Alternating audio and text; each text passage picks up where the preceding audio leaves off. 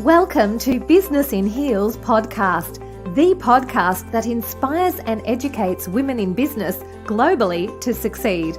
Now over to your host, Anne-Marie Cross. So welcome to another episode of Business in Heels, a podcast. Now, my guest today says recruitment is champagne and razor blades. So I'm going to ask you what that means. And joining me on today's show is Annie Milne. Now, Annie commenced her career within recruitment in 1994. And prior to founding her company, Sprout Recruitment, she held senior management roles with some of the world's largest recruitment organizations. Now, she holds formal qualifications in communications, in psychology, and business management, and she is passionate about people and believes that communication is the key to success. Now, Sprout Recruitment, which is Annie's company, offers a range of services, including recruitment, one-on-one business performance and accountability coaching, along with team coaching for high performance. And when she's not working, she's got a keen interest in champagne, in horse racing and skiing. We had a little bit of a laugh before the show began because there was no comma between champagne and horse racing. And I said, is champagne horse riding a thing? So we're going to talk about that. It's not a thing, but maybe it should be. So on today's show, Annie's going to share why retention and engagement are more important than ever. She's going to talk about perspective with a little humor, as well as why it is so important to own your story, be authentic in business. Business is hard enough without having to balance and keep up with the facade. So welcome to the show, Annie. Hi, how are you? Good. So let's talk all things champagne, horse racing, and champagne recruitment is champagne and razor blades. There's a bit of a theme. I was just about to say, do you think there's a theme there? Maybe, I don't know, maybe I'm in the wrong country. I don't know. No, wrong industry, but it's your company. So if you want to bring champagne in, tell us a little bit. Why do you say recruitment is champagne and razor blades? I think we've said this for many years, in that you are either thriving in success or you are down in the absolute basement because something horrible has just gone horribly wrong. So you're either cheering and it's glasses and champagne everywhere, or it legitimately is razor blade sometimes. And it's really funny because it's something that I taught my son from a very early age, that recruitment is champagne and razor blades. And now he says it to me. So, you're either riding the wave of a success. So if you've just successfully placed a candidate and candidate is delighted and the client is delighted and everybody's loving you, or you've offered a candidate, they've taken a job elsewhere, the client hates you, you're the worst in the world, even, so it's one of those things. It's the wave of recruitment. It's interesting when you share that. I'm sure that other industries and other businesses who are listening and watching, and maybe even the recording later, can relate to that. And I'm sure over the last couple of years, not only in recruitment, but in many other industries with what we've been going through, lockdowns, shutdowns, all around the downs, have certainly caused CEOs, leaders of businesses, and even staff to have to shift and change and pivot. I think that word is one that some people say that's a dirty word. We've done so much of it over recent times, we don't even want to talk about it anymore.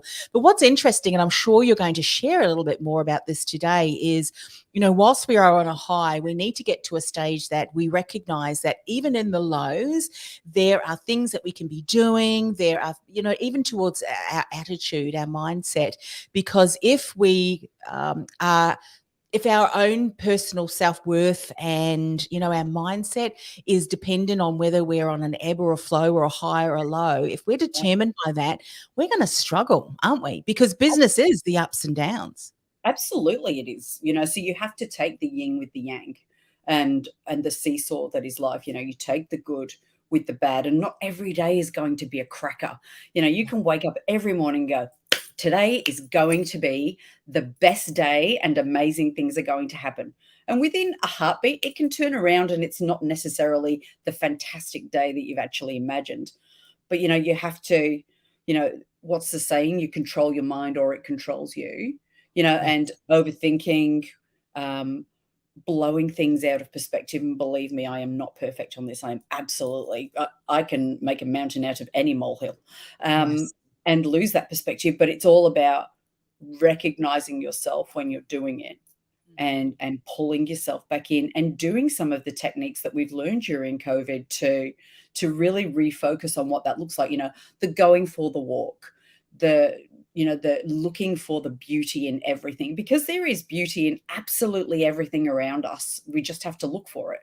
Yes. So it's all about the refocus. And the other true saying is, it's okay to have a pity party, you just don't want to live there. Oh, absolutely. What I used to do, and I still do, because there can be learnings in the downs, but you don't want to dwell on there too much. You don't want to dwell on the disappointments where it becomes, where you're stuck. And so what I'll often do is like, all right, give myself 5 minutes. I'm going to whinge, obviously not an earshot of anyone, but I'm going to whinge and I'm going to do all of the things that I need to do. And then I'm stopping. And then what I often do, if I'm recording it, if I write it down, I go, now what's the opposite of that? What do I need to do? Is it my attitude? Do I need to reach out? And so we need to be mindful of that, don't we? And get the things in place that will enable us to get out of that and then moving, even if the things that we were hoping would happen didn't, because there's learnings and lessons in every opportunity. Sometimes when you've had a really bad day, you can celebrate and go, I'm so grateful because of the things that I'm going to learn from today. I'm sure that they're there, and look for the silver linings. Share a little bit about some of the things that you've experienced through those couple of years, and also because retention and engagement you were talking about is important than ever. But when it comes to recruitment, has it changed over the last couple of years, looking at silver linings? Have positive things come out of this? Positive things are that if you are a job seeker right now, it's very similar to being a home seller. The market is yours if you market your skills correctly. So I've been in this game for 25 years. I have never, ever seen it like this. Wow. So, this and there is a lot more. The thing that I do love about this time is that people are a lot more open to the thought of hiring for attitude and not necessarily just the skill, because they're being forced out of that box where they go, my ideal candidate has an MBA, they have this, they have 4 years experience, and I only want to pay them $50,000. That realistically at the moment is way out of the ballpark. It's, so they're looking for people who, yes, maybe have a little bit of a transferable skill, but really have that attitude and that culture fit to be able to fit in with an organization and their goals and what they're hoping to achieve. So if there is any, which there's always a silver lining in everything, is that organizations are more open and need to be more open to people who aren't necessarily the cookie cutter of what they've actually had before. Yes. It's interesting that you should talk about that, because, as individuals that you've worked in the recruitment agency for many years and run your own business, and you've had many conversations with businesses too. And what we know to be true is that organizations who seem to be doing really well are clear on their core values, what's important to them, but they not only espouse them, they not only have them on the wall, they live it. They live it, they breathe it. And when you hire a team and staff that align with your core values and live that out as part of who they are anyway, then the culture is it contributes to the culture, if you will, and people notice that, your clients notice that. So it's interesting when you see some of the government rulings saying that organizations can't hire on the culture that is fundamentally who they are. So but share a little bit about the culture and hiring team that is aligned with your culture, because if you don't, that's often when issues happen, when staff are unhappy, customers are unhappy, because there is a misalignment there. Speak a bit more about that. Well, there is, and one of the flaws of organizations in the past has been that you bring in a high performer because of their sales ability, whatever ability, and they don't have that cultural alignment. They're not aligned with your core values. They're not fundamentally aligned with the rest of your team. So what really has to happen there is that we have to be able to let these people go. It's or to not discipline, but make sure that people are living and that there aren't exceptions, because Mm. it only takes one rotten apple and it will all just go down the toilet. Yes. I've seen it Yes. so many times, and, I look at hires and I think that person just doesn't fit there. That Yeah. management style doesn't fit with that particular piece, and ultimately it will all come out in the end. But, sometimes it takes time, and there's a lot of pain in between getting to that. If you've got a team that are fundamentally great and live by your values, that is worth its weight in gold. Mm.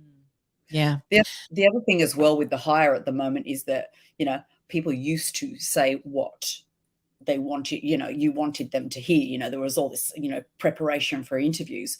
Whereas now I think we've got to a little bit more of an authentic place whereby people will actually share a little bit about who they are. And those are the best interviews for me, as opposed to, tell me about a time when you displayed exceptional customer service. Like, seriously, who has not practiced all of those questions a million times? And if those are the questions that you are asking in your interviews, then you are barking up the wrong tree right now. Yeah, get it. Dude, this is 2022. I mean, all of those old interview questions. But you know what's interesting, and I want to just pick up on something that you said earlier, because I'm a firm believer in this, that if you hire on attitude, not necessarily on aptitude, the aptitude can be learned and developed. The attitude often can't. No, it If you can't. hire someone with a crap attitude, or an attitude that is very dissimilar, or that disengages from the culture of your company, not only is that going to impact the customers, particularly if they're a front-facing team member, but it is also going to cause issues within the team, and you may end up losing core people in your team who you really don't want to lose because of the fact that this person just doesn't fit. Absolutely. And don't forget as well, our customers aren't stupid. Yeah. They know when we are spinning a yarn or when we are not being authentic, or if somebody's trying to sell them, or, it's like when you go and buy something, and if somebody genuinely wants to be there or if they're going through the motions. And that's the same for every single organization. When you ring an organization, if somebody is delighted to be there and they are living and breathing those core values, or if they're just going through the motions and reading off script. Yeah. Yeah. I think more and more now, we are buying authenticity. We are buying genuine people, and not just people who are telling us what we want to hear and selling us what we want to sell. And there is a huge movement around that authenticity piece, and it's not before time. I know. It's interesting you say that about authenticity, because that's something that's one of my core values. And, fake and making up and all that is just nah. And you can sniff it a mile away. But it's interesting that even in the recruitment space now, and from a corporate, company position, don't try and fake it, because, and I'm sure this is something that is starting to be seen more and more now that you were saying, it really is a job seekers market, which means it is also an employees market, because if they don't like it and you've said something in the interview that you're a company who does A, B, and C, yet they start working, in actual fact you're not, that's when retention and engagement, employee engagement, is going to not be there, and they'll leave. There's a direct correlation to that, isn't there? 100%. Yeah, there is, absolutely. And the offers are there now. New employees are lining up, and they may have two on the back burner. So if they notice in the first 5 to 10 days that you're not living by the core values that you sold during that process, then they're at the door. Yeah. It's not as if, they're hard up for opportunities. So you have to be authentic, and you have to live those values, and there's no point selling something that you don't have. It's a much better option at the moment to be honest about what you are and what you can give. It's like relationships, really. You need to be just delivering what that is, and not selling the fairy tale. Yes. What's interesting about that, and I love your thoughts on this, even from a leadership perspective, because there are things that have happened or that do happen that perhaps require us as a management leadership team to go to our staff and say, look, because of this, what's happened, or because we were hoping for this, but this didn't go right, or there's issues that need to be talked about. And this kind of goes back to what you were saying, communication is key, that so many leaders are using the approach which you just said, putting on a mask and faking it till they and kind of riding over it. You see it happening kind of in certain industries, which I won't say, but it's not going to take long to know what I'm talking about. You're going to get called out because your staff are going to go, or whoever you're overseeing are going to go, that is wrong. And we're at a stage now where people are no longer just going to put up with it. We are going to hold them to task and to account, as we should. The buck stops with a leader of an organization, or that leader, or, a group of leaders, and you can't no longer can you just glaze over it. You have to have transparent communication. And I think this is what I would love you to talk a little bit more about. There is no weakness, I think, in leadership by being vulnerable, authentic and honest, and saying, let's move, let's find a way to move forward, as long as there is an agenda that is genuine, because we can also sniff out what is it when someone is being ingenuous? Is that that's the right word I'm looking for? What do you say? Disingenuous, that's the word. Yes. Oh, agreed. It's so funny, isn't it? That we are so aware now of what is genuine and what is not. And we've all worked for people who have promised the world and delivered absolutely nothing, and that just would never happen anymore, because people will just call it out. And if they're not aligned, they will leave, and we're waiting for the great resignation. Yes. Well, I'll be glad when we get a little bit of that, quite frankly, because the market's not moving as it is right now. But, people will leave if they're not aligned. So, and this is where they'll be making that evaluation of, am I going to call out? Can I change it? If I can't change it, I'm gone. Yes. So it's going to be a really interesting time, but I think people are still a little bit scared right now, and they're just hanging on. And, there's a certain amount of goodwill there as well at the moment. People were kept on during COVID, given the flexibility to be able to work from home and all of those pieces. But that those values will still need to be aligned once we're coming back into the real world. Or else that's when it will all start to fall apart. Yes.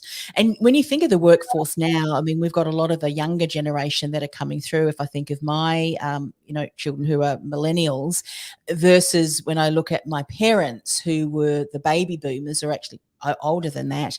And back in their day, you had a job, even if you didn't like it. I mean, what's the point of liking your job? You go to work, whereas now, because a lot of the youth realize that they don't just go to work to live, but the work needs to be an enjoyment. I was, prior to this, was a career counselor, and we were always talking about this. How could you spend so many hours in a role that you didn't enjoy?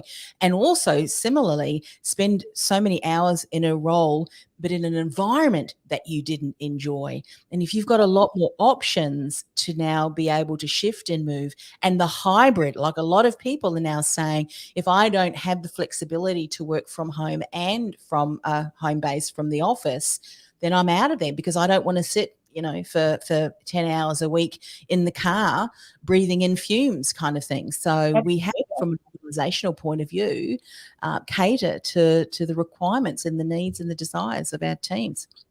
It's funny because a couple of years ago, it seemed to go the other way. And, I was working in an organization where there were a lot of millennials working in that organization, but the entitlement was really, there was no balance. It was, okay, I want. Well, what about the guy who's paying the bills? What does he want? So it'd be great to have that balance, and there needs to be structure, or there will be chaos. But it's great to have that whole flexibility that sits around it. But millennials are very different to us. Yes, I think we do actually suck up a lot more than they do, because they're just out the door.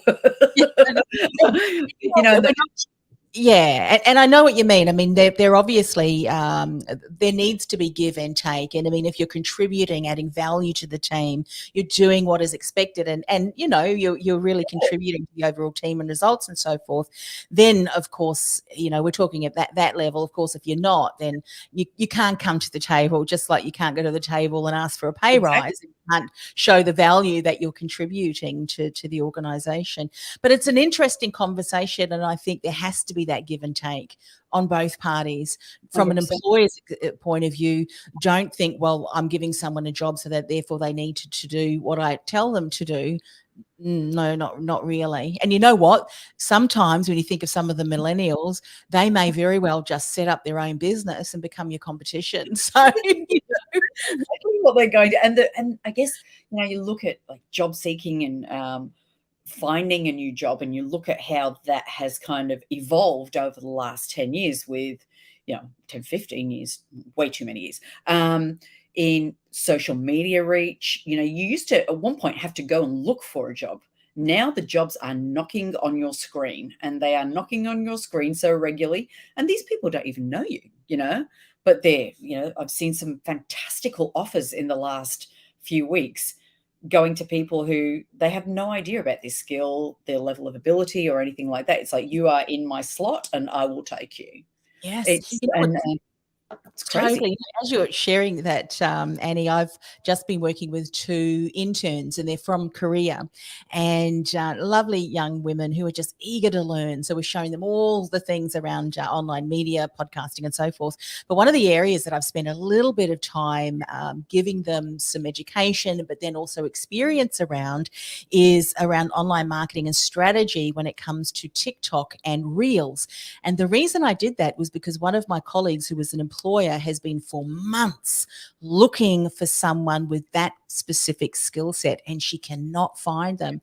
And Mm, so when you talk, you know, when you're talking about being in demand from a job seeker, from an employee's position, if you niche, or you focus and get really good in a particular skill that's of value to mm, organizations, you can work anywhere. You know, a lot of times with the technology that we have at our fingertips, I always have said to you know, you hear some women that kind of talk about the glass ceiling, and it's with what's at our fingertips now, and with the right support of course, and the right mindset. It has to start with the right mindset.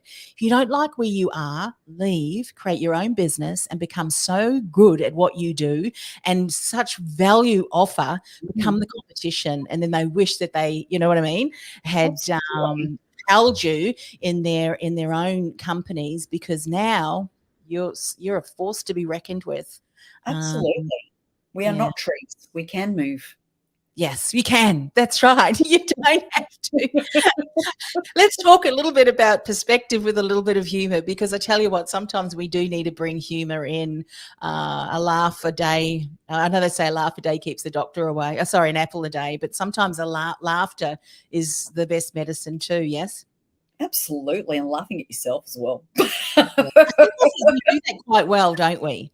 We're able to take, what's that saying? Take the mickey out of ourselves and not take it to heart, I think is yeah. I think if you take yourself too seriously, then you stand the risk of becoming really pompous and totally up yourself. And what's the point in that? Because then again, you lose your authenticity. You know, Yeah. it's great that people are great at what they do, and but there's a line where that gets lost, because the whole authenticity piece is lost as well. You know, if you are taking yourself so seriously that you can't laugh at yourself and laugh at things around you, because it's a pretty funny world right now. You know, Yeah. last few years, Oh, that's anything. right. I mean, I go, we have just stepped into the next level of the twilight zone. What next? It's What so next? it's almost 2 years to the day, you know, since everything shut down, you Yeah. know, on that 14th of March, when everything just ceased to be. But, like, if you've not had a laugh during those days, like, that's why mental health has been such an issue. You Yeah. know, the isolation and the not being able to, I laugh at stupid things. I love goats in pajamas, that's one of my YouTube has fast become a platform that my husband and I just love looking at the camping and the travel videos. We have a beautiful world when you think of all of the scenery and nature and so forth. But I love that you've spoken about this perspective with a little humor, because there are times where really the situation, it sucks. Yet we have a choice on how we're going to approach that. And sometimes we just need to walk away and have a laugh, whatever that might be. If you surround yourself with funny people in your house, I don't know, or watch some funny movies or something, whatever, laughter can release a lot of that tension too. I want to talk about something. There's a fine line, isn't there, Annie, between confidence and arrogance? Oh, yes. And when you start to step into the arrogance piece as well, then that's when it really rubs people the wrong way. Nobody likes arrogant. No. Everybody seems to love confidence. It's but there is it, and it is a very, very, very fine line. Yeah. We'll cross it occasionally. We do. It's as humans.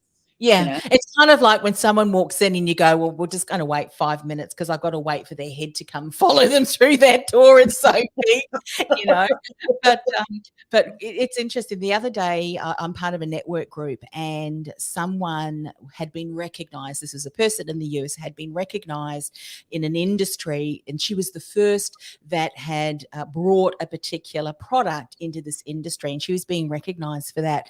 And people were congratulating her, but what was so interesting was her comment. And she said that she was really quite surprised and excited, of course. She said, I just wanted to bring that particular, product because I knew that it was going to make a difference. And of course it has. And I made a comment under her, the many comments of congratulations, saying, what I love about these change makers and people who are pioneers really in industries or bringing something in, is that often it's a consequence of who they are and what they do. It's not because they sought to have that title or to have that award. It's just who they are. They're driven by passion and the motive to be good, to do good. And that's a sign of a true champion and pioneer and change maker, because it's just who you are. It's about the values as well, because it's the who they are. Yeah. And, to do anything else would have probably been really difficult for those people, because that's essentially what they were born to do. They are born to create ripples. They are born to make a change. They are born to influence, and all of that is intrinsically a part of who they are. And to do anything else would be a waste. Yeah, absolutely. And, if someone's sitting there listening today or watching and going, yeah, well, I'm not really born with that, you can make ripples. Small ripples, no matter where you're at. It's not hard today because sometimes it's just being nice and polite and respectful of people, even if you may not disagree with what they believe. To say, what, we're going to have to disagree to agree to disagree, but I still can be your friend. We don't have to have arguments. That in itself today, I think, would make a huge difference. And we don't need to agree on anything. And some of the strongest relationships that I have in my life, we don't agree on everything. We disagree on some fundamental things, but we disagree in a respectful way. Yes. And sometimes bringing a little bit of humor there. Oh, I know about you. Even when you look at different personality types, the people, you would know, familiar with DISC, you probably got a lot of other tools and things that you use as part of the recruitment. But when you have the opposites, like the C's, the compliance versus the I's, very much opposites, we can joke about one another, but it's respectful. So, I need to get all my ducks in a row. Whereas, and we can be respectful of others, I think, and still get on. Because let's face it, if everyone was the same, how boring would life be? If we were all doing the same thing and all same olds, we wouldn't be able to learn from each other, and the different cultures and the way we approach things, I think, makes for an interesting, Absolutely. Just imagine if we all like the same music. If we all like the same book, and that is about our personality and what that actually looks like. We're wired differently, all of us. Something will trigger one person and not trigger another, but that's what makes us special. That's what makes us fantastical. to everybody else. Yes. And of course, when we bring that back to an organization's point of view, you don't want to hire the same kind of person with the same skill set and so forth. Otherwise, there's going to be gaps. We all need to we can all bring our uniqueness to the table to support, which is so important. Let's talk about the last point. And I think we've kind of covered over this somewhat in our conversation, but let's bring it round and end with this particular point that you want to share more around.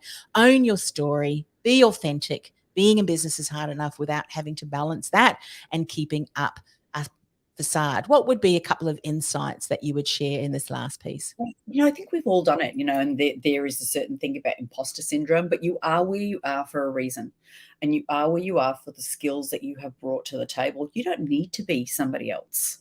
You just need to be unapologetically you. Nobody in this world is perfect.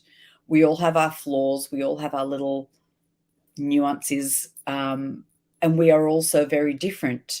So, not everybody has to be Donald Trump. Not everybody, can be Mark Bouros. You have to be the best version of yourself that you can be and bring all of those skills to the table, but own your story. We all saw 20 years ago, 30 years ago, people had written this bio that actually didn't reflect anything that they did at all. It was all just kind of made up, but we didn't have social media then and Google, so you couldn't really check it. But you just got to own who you are and what that means, and do business with people who are like-minded and share the same values. And I think that's where Sprout as an organization is going. We've just started to do some workshops on owning your story. Own your story. Be proud of where you've come from. Can you turn the negatives into a positive? We're all on a journey. We're all learning. We talked earlier on about the learnings, and we're learning every single day. Yes. Something else will happen tomorrow and we'll have to learn about that. But, as long as we're learning about ourselves as well as the world, then we'll be in a better position. Yeah. Something you said to that, and I want to stress this because it's so important, because I remember having a conversation as a personal branding strategist by trade. I remember I wrote an article, this would be quite some time ago, where authenticity, the meaning of the word authenticity was skewed somewhat, and that some people said, well, I'm just authentically bossy or whatever, whatever it may be. And what you said was the best version of you. So that means that warts and all, whilst it's being authentic, you don't want to bring the version of you that is going to cause ill will, or if you're having a bad day, that's not the authenticity you're talking about. In that instance, there may need to be some healing for certain instances that have shaped your character, or a trigger, or the way that you might react, if you will, in a certain workplace environment. So that's not what you're talking about when you're talking about be, unapologetically you. No. So you have to be true to yourself, but never causing harm. I mean, and we all can be sharp when we're snappy, or we're hungry, or we're this or with that. But I think it's really important to learn about who you are. There's a certain show that's on at the moment, and they're talking about being honest. And there's a difference between honest and being mean. Yeah. And just because you're being honest doesn't forgive you being mean. So you have to frame that in a way that is not acceptable, because that's the wrong word. That sounds filtered, but constructive, I guess, is constructive. That's right. Yes. You know what? I have learned over the last couple of years a great technique. I mean, we've heard of the sandwiching, isn't it? The sandwich feedback, something positive, something that can be improved upon, and then finish with another positive. But you know what? I think when people if you do have some feedback or some criticism, if it's how it's shared is either going to empower someone and convict someone, or if you don't have the skill to be an influential communicator, which comes back to your what you said earlier about communication is just so important, then you don't convict someone with your feedback, constructive feedback. You're going to condemn them. And if you provide feedback in a condemning way, someone is going to turn around and think, well, I'm not going to do that. But if you do it in an empowering way, it's from a place of growth and it's completely different, isn't it? These things have to come from a good place. There's a difference between managing people in your business and managing people out of your business and the way that is delivered, Yes. But I totally agree with you. Yeah. Yeah. It's, Yeah. And often when people say that, it's, well, I'm just direct, I'm just direct. That is such a lousy excuse. You're not just direct. This is my show, so I'm not going to apologize for saying this. It is your show that's going to be, but I hope you don't mind me saying you're just an asshole. You're not direct. The way that you're doing that is you're just an asshole. I'll just tell you that. Would you agree, Annie? Absolutely, 100%. There is that. You're not being constructive. You're not being direct. You're not being true to yourself and authentic. You are just being an ass. Yeah, that's right. Yeah. And people know the difference between constructive. We're just so much more enlightened these days as to what we will and what we won't accept from an perspective. Yeah, totally agree. What I will often do, and I sometimes will sit overnight, which for me can be a little bit difficult. Well, I've learned as I've gotten a bit older, as you get a little bit more older, you tend not to, but kind of keep those lips together and do not say anything, dwell on it. And I will often go, is that from my ego? Or is it from a place of really wanting to empower someone? And you do know the difference. You can tell the difference because, the ego is often triggering and because you want to prove a point.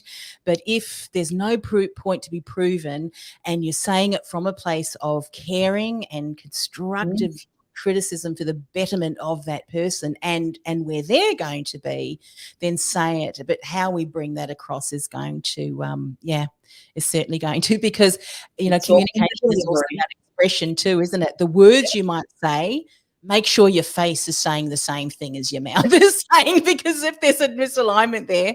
Absolutely. And that's been one of the problems with working at home. People haven't seen people really, and there's a lot of email flying around and text messages, and that's where the messages often get skewed. And what do they mean by that? Oh, and then they read text messages a million times. And what did they mean? How was that, And, make sure this is saying what this I'm hearing those words, but your face is telling me something else, your body language, It's like another one. No. It's Oh, look, Annie, it's been an absolute delight speaking with you today. We've covered a lot of ground, and I'm sure, and I'm hoping our intention, of course, was that we could bring, some humor and some insights into to those who are listening and watching. If people would like to find out more about you, about the company, how best can they do that? How can they connect with you? I am on LinkedIn, and Josie and Kane manage our Sprout on Instagram. I'm not of an Instagrammable age. Well, I'm sort of am, but not. So we're on Instagram, or our website is sproutrecruitment.com.au. Terrific. Well, once again, thank you so very much. It's been a delight. Loved to catch up with you today. And as you've said, it's so important. Retention, engagement are more important now. They've always been important, but especially now with so many the market, as you said, being for job seekers and also employees. If the employee doesn't feel valued in that workplace, or the environment is not conducive to who they are, they'll leave and they'll find one that will. And so lots of great insights that you shared with us today. It was lovely. Great to spend some time with you this afternoon. I might go and have a shampoo.